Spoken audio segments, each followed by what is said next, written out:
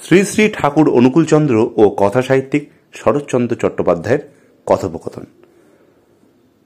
শরৎচন্দ্র চট্টোপাধ্যায় শ্রী শ্রী ঠাকুর অনুকূলচন্দ্রের সান্নিধ্যে এসে তার সম্বন্ধে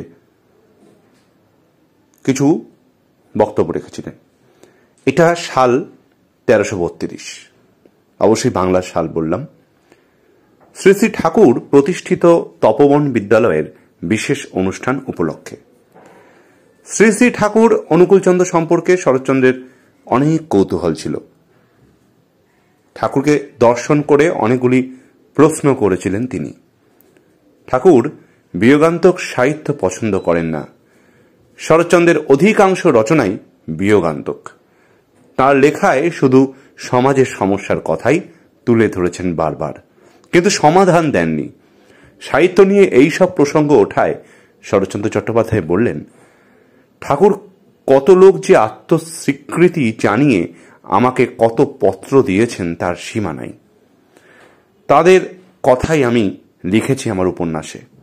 শ্রী শ্রী ঠাকুর বলেন, আমার কাছেও কত লোক যে কনফেশন করেছে এবং তা যে কি বিভৎস তা কাউকে জানাবার উপায় নেই, কারণ তারা বলেছে এ কথা যেন গোপন থাকে। সমাজ পচে গিয়েছে সত্য, কিন্তু তাই বলে আমরা যদি দুঃখের চিত্র, হতাশার ছবি, বিকৃত মনস্তত্ত্বের অভিব্যক্তি লোকের সামনে তুলে ধরি, তবে কারো কোনো উপকারই আমরা করতে পারি না। সাহিত্যিকের দায়িত্ব গঠনমূলক চিত্র তুলে ধরা, যার ফলে তারা হতাশার মধ্যে আশা ও দুঃখের মধ্যেও পাবে শান্তির ইঙ্গিত।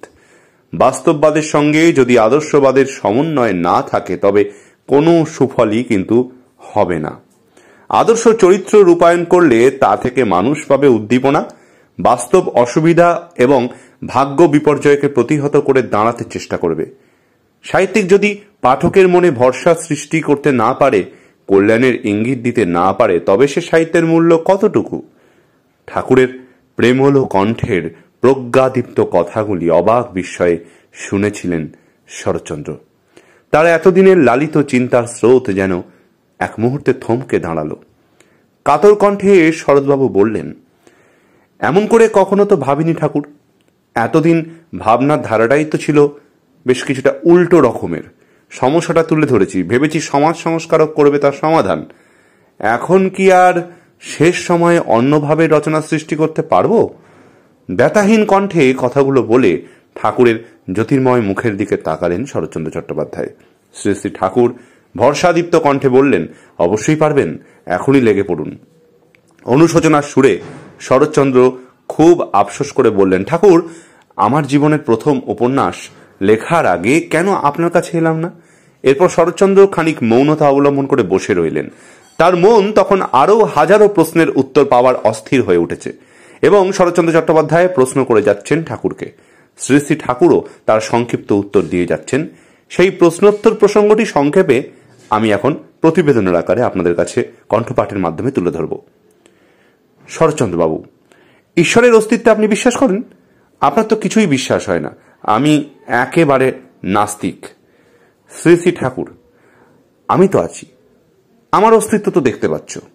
শরৎচন্দ্র, আচ্ছা, পাবনায় আপনার এত নিন্দা কেন? নিন্দুকের উপর আপনার রাগ হয় না? ঠাকুর, না, আমি মনে করি প্রত্যেকে নিজের হিসেব মতো দেখে। আমি দেখেছি একজন হয়তো গাই দোয়াতে যেয়ে দুধ একটু কম হলো বলে গরুটাকে মারলে, বললে, হারামজাদি, আজ দুধ কম দিলি। সে ভেবে দেখলো না কি জন্য গরুর দুধ কম হলো। ভালো গয়লা যে, সে বিবেচনা করে দেখে যে হয় গরুর খাওয়া কম হয়েছে, নয়তো তার ব্যারাম বা পীড়া কিছু একটা হয়েছে। শরৎচন্দ্র, সকল বিষয়ে কি আপনার সলিউশন হয়?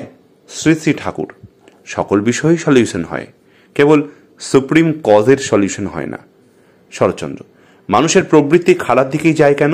শ্রী শ্রী ঠাকুর, যে কাজে আপাতত সুখ আছে মানুষ তাতেই আসক্ত হয়, কিন্তু তারপরে যে দুঃখ আসে তখন তা মনে করে না।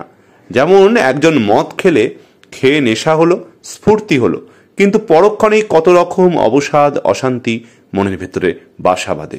শরৎচন্দ্র, পাপ পুণ্য কি? ঠাকুর, যে কাজে মনের প্রসারণ নিয়ে আসে, আনন্দ নিয়ে আসে, তাই পুণ্য। আর এর বিরোধী যা, অর্থাৎ যে কাজে মনে সংকোচ নিয়ে আসে, বিষাদ নিয়ে আসে, মৃত্যু নিয়ে আসে, তাই পাপ। শরৎচন্দ্র: ভগবান কি দেখা যায়? ঠাকুর: হ্যাঁ। শরৎচন্দ্র: ভগবানের উপরে আমাদের ভালোবাসা হয় না কেন? ঠাকুর: তাতে আমরা আসক্ত নই, অন্য বিষয়ে আসক্তি আছে, এই বুঝতে হবে। তাতে যখন আসক্ত হব তখন অন্যদিকের আসক্তি কমে যাবে। শরৎচন্দ্র: তার প্রতি ভালোবাসা কি করে হবে? ঠাকুর: আমার মনে হয় ভালোবাসলেই ভালোবাসা হয়। আমরা যাতে আসক্ত হই তারই বিষয়ে আমাদের জ্ঞান হয়। আপনি যখন আইনে আসক্ত হন তখন আইন পড়তে লাগলেন, তখন আইনের বিষয়ে জ্ঞান এমনি এমনি আসতে আরম্ভ করলো। ছোটবেলায় যখন লেখাপড়ায় আসক্ত হলেন, পড়তে আরম্ভ করলেন, পণ্ডিত হলেন, সেইরূপ ভগবানের ওপর আসক্তি হলেও তার চর্চায়, তার ধ্যান, এতেই তার জ্ঞান চলে আসে। শরৎচন্দ্র: আমরা পাপ করলেই ভগবান শাস্তি দেন না কেন? শ্রী শ্রী ঠাকুর: ভগবান এত দয়ালু যে আমাদের ভালো কাজেও রাজি থাকেন, মন্দ কাজেও রাজি থাকেন। মন্দ কাজ করবার সময়ও বারণ করেন না। ডাকাতি করে যাচ্ছে তাকেও বারণ করেন না। ভগবান এত দয়ালু। একজন খুন করে ফাঁসিতে যাওয়ার সময় ডাবের জল খেয়ে বলেছিল, কই খুন করেছি বলে তো ডাবের জল আমার কাছে তিতা লাগে না। ভগবান যদি রুষ্ট হতেন তবে ডাবের জল আমার কাছে তিতা হয়ে যেত। তিনি তো আমায় ক্ষমা করেছেন, মানুষ আমাকে ক্ষমা করতে পারল না। তবে পাপের শাস্তি কিরকম করে পায়? ঠেকে শেখার মতো। যেমন বাবা গরম জল করে রেখেছে, আবার ঠান্ডা জলও রেখেছে। ছেলে না জেনে গরম জলে হাত দিলে হাত তো এমনিই পুড়ে গেল, কিন্তু যদি ঠান্ডা জলে হাত দিত তবে শান্তি পেত। রসগোল্লা খেলেন তো ভালো লাগলো, যদি দু একটা খেয়ে থেমে যান তবে উপকারী হয়, কিন্তু মিষ্টতার লোভে খেতেই আরম্ভ করে দিলেন, শেষে একটা পেটের গোলমাল, পেটের অসুখ বাঁধল। এই প্রতিবেদনটির সূত্র জীবনচরিত, 3য় খণ্ড, শ্রী শ্রী ঠাকুর অনুকূলচন্দ্র। নিচে হ্যাশট্যাগ ছিল তার অমীয় বাণী, ঠাকুর অনুকূলচন্দ্র, শ্রী শ্রী ঠাকুর সৎসঙ্গ। এটি আমি ফেসবুক থেকে পেয়েছি, তার জন্য ফেসবুককে বরাবরের মতো আবারও ধন্যবাদ জানাবো।